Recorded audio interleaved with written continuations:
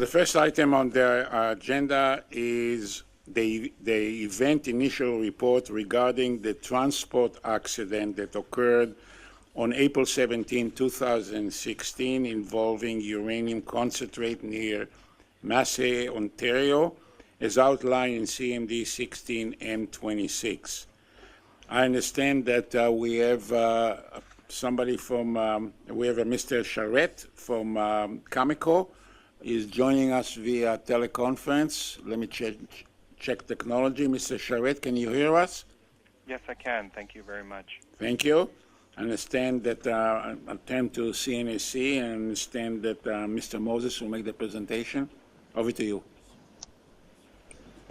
Thank you, Mr. President, members of the Commission. We don't have a presentation today, but I do have a few short words to say about the accident, and the details are in the event initial report that was submitted to Commission. So as mentioned, I'm Colin Moses. I'm the Director General of Nuclear Substances Regulation.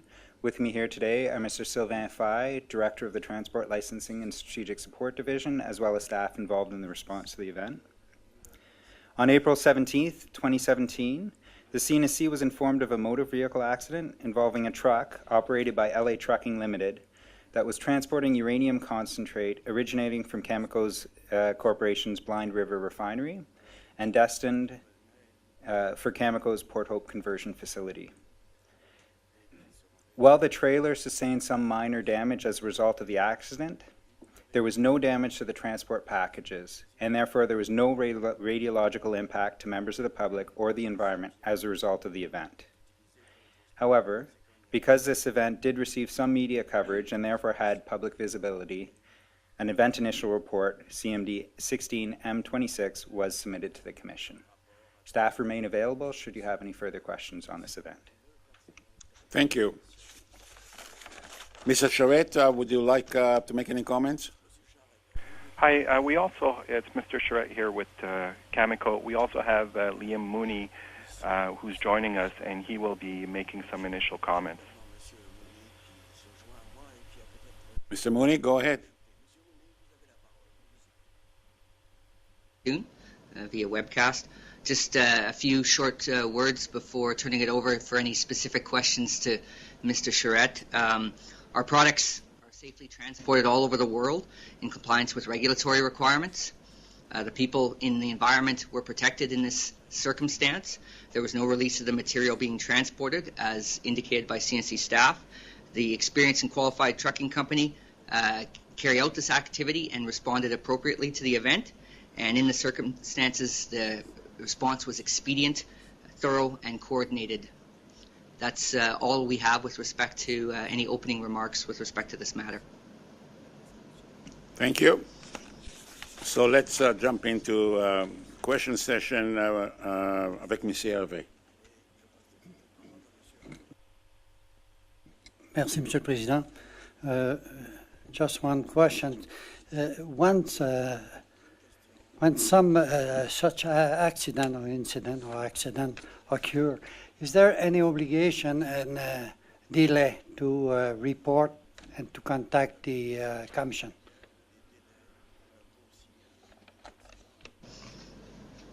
I mean, by the transporter or by Cameco in that case. Sylvain Fay for the record. Actually, in the regulations, it's they have to report immediately any accidents that are involving vehicle, and those are specified in the transport regulations, packaging and transport of nuclear substances regulations, and the report has to be made immediately to the CNSC with when there's a prescribed list of event, and this one falls into the list. And this has been made immediately, you mean in 1 hour or such lapse of time? Yes, I think in this case it was about an hour after the event when the CNSC got notification of that event on the Sunday morning. Okay, thank you. So just to follow up, it says local police and first responders were called. What I'm always interested in, who made the first call? Is the driver make the call? Who makes the call? Colin Moses for the record. Typically in any accident it would be the driver or witnesses who will call first responders. For example, in this case, the vehicle traveling in the opposite direction impacted the trailer and there were some injuries as a result of that. And so first responders were called to respond to the scene. But are the drivers, all the drivers that are using uranium and product like that, are they trained as what needs to be done in case of an emergency? Yeah, so if as part of the regulations, they have to, each carrier has to implement some work procedures and emergency response. And in this case, like all the drivers are supposed to be trained for that. And all companies would have an emergency response appropriate for their company. It could be just calling in the dispatcher where he's going to make the call, but the driver has some responsibilities. And that's valid for all shipments. It's not just for radioactive material. That would be for any product and their general emergency response. Ms. Velshi? Thank you. Glad to note that Cameco did report this incident on its website. I don't have any questions on this particular incident, but maybe a general question to Cameco, because we've heard of other accidents this year. In a typical year, how many uranium transportation accidents are there? Hi, it's Marc-André Charette here for the record. Their transport accidents, they might be, a typical year it might be one or two. It varies depending on the year. Some years there's none.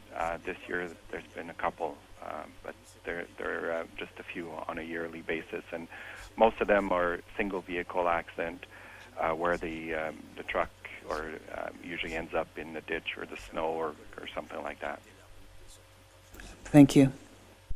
Do you have kind of one or two, maybe a high percentage? What's the volume? Do you have any handle on how many shipments a year do you do?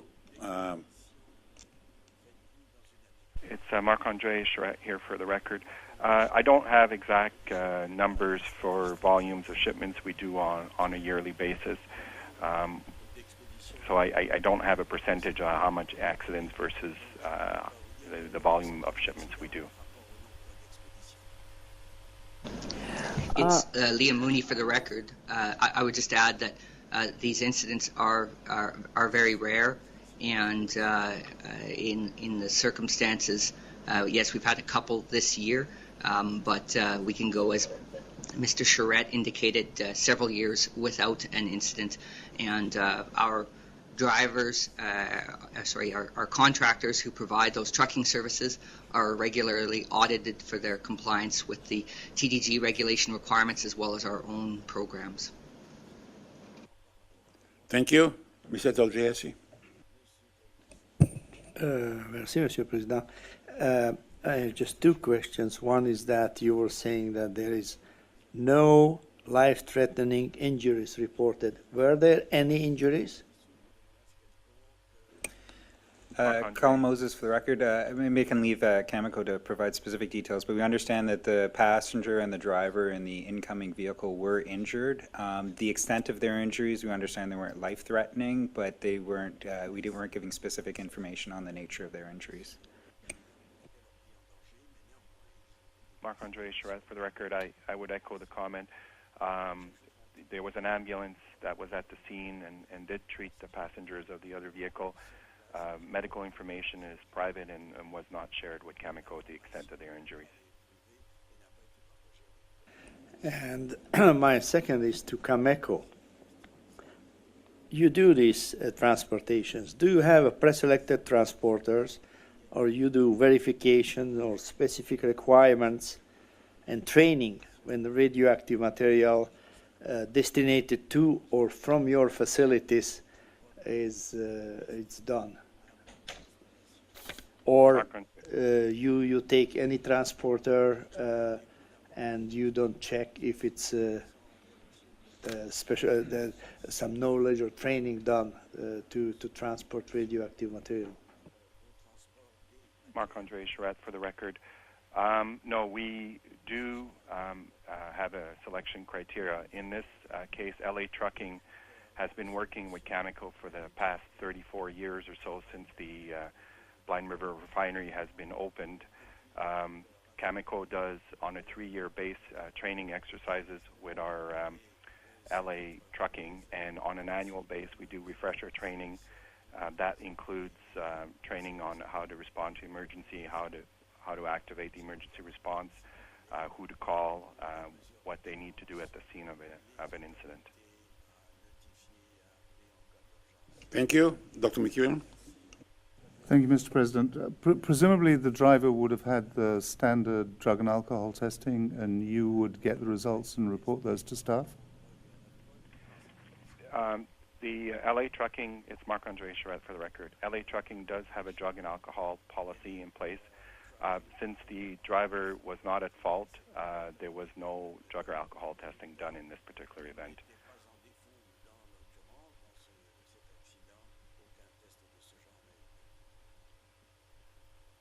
Okay, any other question? Okay, thank you. Thank you very much.